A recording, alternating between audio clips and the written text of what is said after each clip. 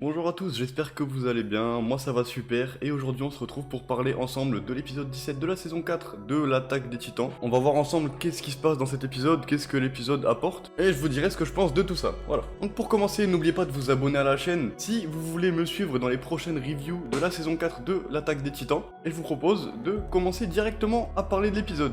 L'épisode commence très fort avec Angie Zoé, prisonnière des Pro-Jaeger.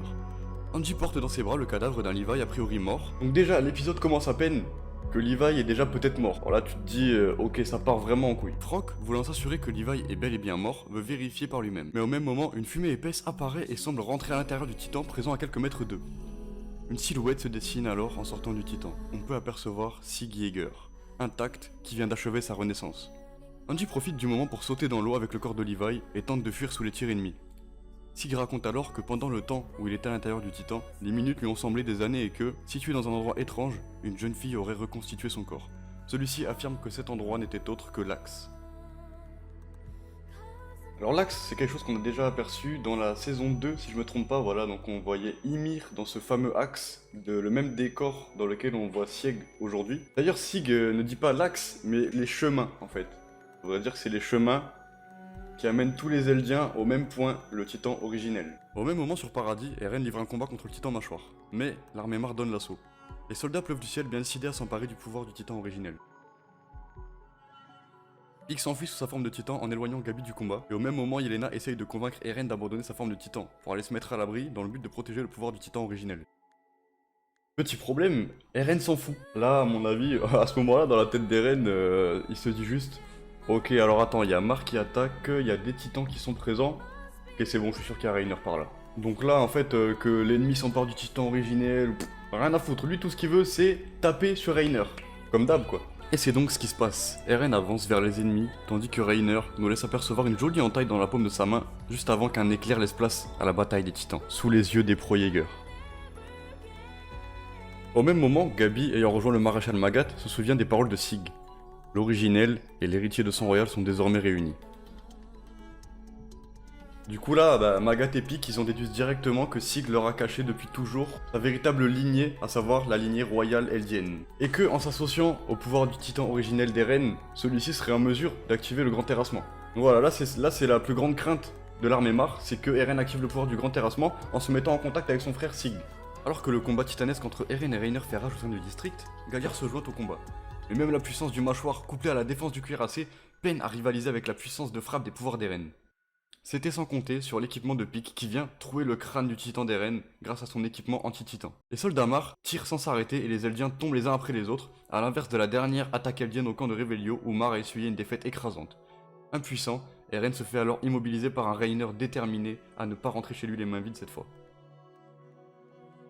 Voyant l'originelle clé de voûte de tous les plans eldiens affaiblis de la sorte, Onion Copond ne voit pas d'autre choix que d'aller demander de l'aide au bataillon d'exploration. Nous retrouvons donc nos amis enfermés au sous-sol comme des hors-la-loi, et plus particulièrement un Connie blessé, un Connie fatigué de la trahison qui ne compte pas aider ni les Pro-Jaeger ni Eren. Armin souhaite quand même savoir ce qu'Onion Copond a à leur dire de si important. Celui-ci réalise alors, appuyé par Nicolo, qu'Onion Copond s'est fait manipuler et n'a jamais souhaité le plan d'éradication douce des Eldiens. Donc voilà, petit rappel, Yelena a annoncé le plan de Sig, l'éradication douce des Eldiens. Donc en quoi ça consiste?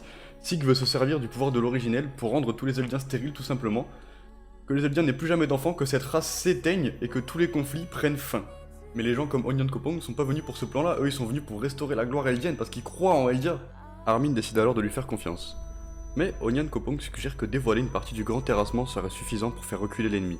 Et alors, Armin est convaincu qu'Eren souhaite se servir du grand terrassement et il essaye de convaincre tout le bataillon que notre protagoniste n'a jamais pu souhaiter ce plan d'éradication douce des Eldiens. Il réalise qu'une fois couplé à l'héritier royal, Eren sera le seul à décider de quelle manière utiliser le pouvoir du titan originel. Pour ça que depuis le début, il aurait laissé croire à Sig et Yelena qu'ils étaient sur la même longueur d'onde. Eren ne souhaiterait alors pas arrêter les conflits de manière pacifique en éradiquant les Eldiens de manière douce, mais il souhaiterait faire une démonstration de puissance eldienne à l'aide des titans colossaux présents dans les murs. Mais du coup là, en fait, si ce qu'Armin dit est vrai, Eren il veut faire une dinguerie. Parce qu'au-delà de faire une simple démonstration de force, on a déjà vu les ravages d'un seul titan colossal. Alors imaginez si des milliers de titans colossaux apparaissent sur la Terre. Ça va être un truc de fou. Et c'est sur une armée eldienne en difficulté et un Eren en très mauvaise posture que le premier épisode de la deuxième partie de la saison 4 tire son rideau.